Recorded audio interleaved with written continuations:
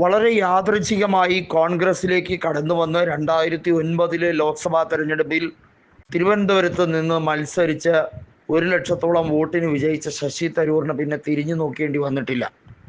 അദ്ദേഹം തിരുവനന്തപുരം ലോക്സഭാ മണ്ഡലത്തിൽ കാര്യമായ വികസന പ്രവർത്തനം നടത്തി എപ്പോഴും കർമ്മനിരതനായി നിൽക്കുന്നത് കൊണ്ടാണോ തുടർച്ചയായി വിജയിക്കുന്നതെന്ന് ചോദിച്ചാൽ അത് കോൺഗ്രസിനായിരുന്നാലും മറ്റ് പാർട്ടികൾക്കായിരുന്നാലും കൃത്യമായ ഒരു അഭിപ്രായമുണ്ട്. അദ്ദേഹത്തിൻ്റെ വാക്ചാതുര്യവും അദ്ദേഹത്തിൻ്റെ ഗ്ലാമർ പദവിയും ഒക്കെ അദ്ദേഹത്തിന് ലഭിച്ചിട്ടുള്ള സ്വീകാര്യത, അദ്ദേഹത്തിൻ്റെ ട്രാക്ക് റെക്കോർഡൊക്കെ ഒരു പക്ഷേ അദ്ദേഹത്തിൻ്റെ വിജയത്തിന് കുറച്ചുകൂടി കാരണമാകുന്നു.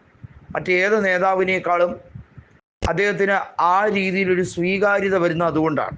അത് KPCC അധ്യക്ഷനായ K. സുധാകരൻ തന്നെ പറഞ്ഞിട്ടുണ്ട്, എന്തുകൊണ്ട് തരൂറിന് ഇത്രയധികം സ്വാധീനമുണ്ടാകുന്നു എന്നുള്ളത്.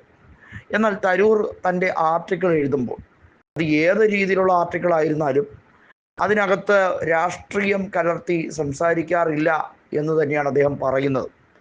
അദ്ദേഹത്തിൻ്റെ ദ ഗ്രേറ്റ് ഇന്ത്യൻ നോവൽ എന്ന പുസ്തകം, ഇത് ആദ്യമായി അദ്ദേഹം തിരഞ്ഞെടുപ്പിൽ മത്സരിക്കുമ്പോൾ CPIM ഉയർത്തിക്കാട്ടിയത് ഇത് കൃത്യമായും ഇന്ദിരാഗാന്ധിയെ ഉൾപ്പെടെ അവർക്കെതിരെ മുനവെച്ച് സംസാരിക്കുന്ന രീതിയിലുള്ള വാക്യങ്ങളാണ്. അതിൽ കോൺഗ്രസ്സുകാരനായി ഇദ്ദേഹത്തിന് വരാൻ യാതൊരു യോഗ്യതയും ഇല്ല എന്നന്ന് ഇടതുപക്ഷം പറഞ്ഞു. കാരണം അന്ന് ഇടതുപക്ഷമായിരുന്നു തിരുവനന്തപുരത്ത് ഒന്നാം സ്ഥാനത്ത് നിൽക്കുന്നത്. അന്ന് 2009 തരൂർ വരുന്നത് വരെ 2005 ബൈ ഇലക്ഷന് ശേഷം പന്ന്യൻ രവീന്ദ്രനായിരുന്നു ഇടതുപക്ഷ MP ആയിരുന്നത്.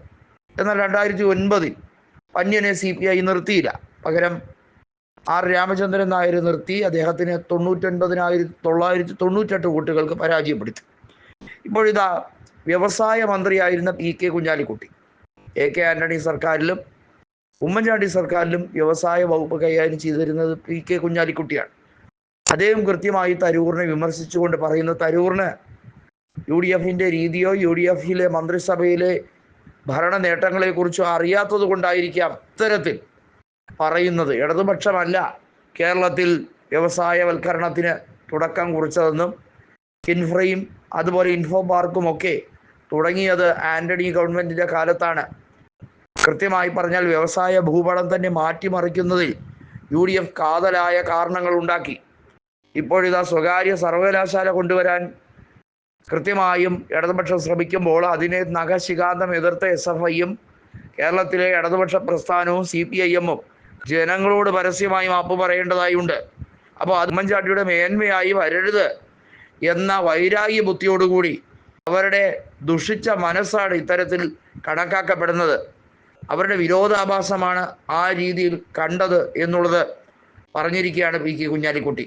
ഏതായാലും ശശി തരൂറിനെതിരെ MA ഹസനും അതുപോലെ പ്രതിപക്ഷ നേതാവ് VD സതീശനും നിരവധിയായ കോൺഗ്രസ് നേതാക്കളും രംഗത്ത് വരുമ്പോൾ തരൂർ അതിന് കൃത്യമായിട്ടുള്ള മറുപടി കൊടുക്കാൻ കഴിയുന്നില്ല. അദ്ദേഹം അവിടെയും തൊടാതെ ഇവിടെയും തൊടാതെ ഹൈക്കമാൻഡിൽ നിന്ന് അങ്ങനെ ഒരു ഉത്തരവ് വന്നില്ലല്ലോ, തനിക്ക് ശാസന ഉണ്ടായിട്ടില്ല, തന്നെ ആർക്കെങ്കിലും എന്തെങ്കിലും പറയണമെങ്കിലോ തനിക്കെതിരെ വിയോജിപ്പ് പറയണമെങ്കിലോ നേരിട്ട് വിളിക്കാമല്ലോ, ഇവരാരും വിളിച്ചില്ലല്ലോ എന്നുള്ളതാണ്. ഒന്നാമത്തെ കാര്യം, കോൺഗ്രസിലെ ഒരു മുതിർന്ന നേതാവാണ്, ഒരു സീനിയർ MP ആണ്, 15 കൊല്ലത്തിലധികമായി MP സ്ഥാനം വഹിക്കുന്ന ഒരാൾ. അദ്ദേഹത്തിനെ കോൺഗ്രസിലെ നേതാക്കൾക്ക് എന്തെങ്കിലും മോശമായി അദ്ദേഹത്തിനെ ടാർഗറ്റ് ചെയ്ത് പറയാൻ പലർക്കും വിഷമം ഉണ്ടാകും, നേരിട്ട് പറയാനും ബുദ്ധിമുട്ട് കാണും. അതുകൊണ്ടാണ് മാധ്യമങ്ങളിലൂടെ ഇത്തരത്തിൽ പരസ്യ പ്രസ്താവന തരൂറിനെതിരെ വിയോജിപ്പ് നടത്തുന്നത് എന്ന് ഓർക്കാനുള്ള മാന്യത പോലും അദ്ദേഹത്തിന് ഇല്ലേ എന്ന ചോദ്യവും ഇപ്പോൾ ചോദിക്കുകയാണ്.